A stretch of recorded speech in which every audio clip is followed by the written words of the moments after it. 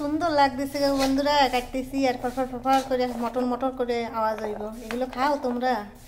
আজকে রান্না করে দেখাবো। সরিষা ফরফর করে এবার ডাইলা দিব গো। দেখতে পাচ্ছ কি কি সম্বরা দিতেছে। পেঁয়াজ দিয়ে ভালো করে কষাবো,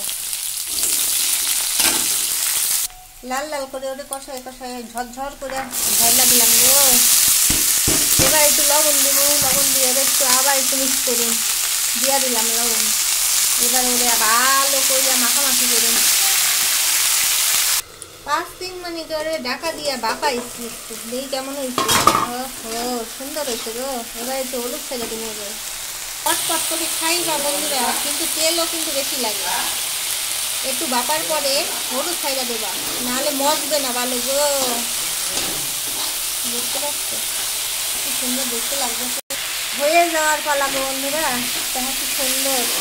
এটা যদি আরো কাঁচা বেশি তাই জন্য এরকম হয়েছে, আর যদি লাল লাল লালটু লালটু আনতো তাহলে আরো সুন্দর হয়েছে। কটমট কটমট কটমট করে ফুটবে আর খাইবা। হয়ে গেছে বন্ধুরা। পেঁয়াজ দিয়েছি, শুকনো লঙ্কা দিয়েছি আর সরিষা দিয়ে এর গোড়া মড়া করে বেশি করে একটু তেল দেখো, তেল তেল তেল করছে না।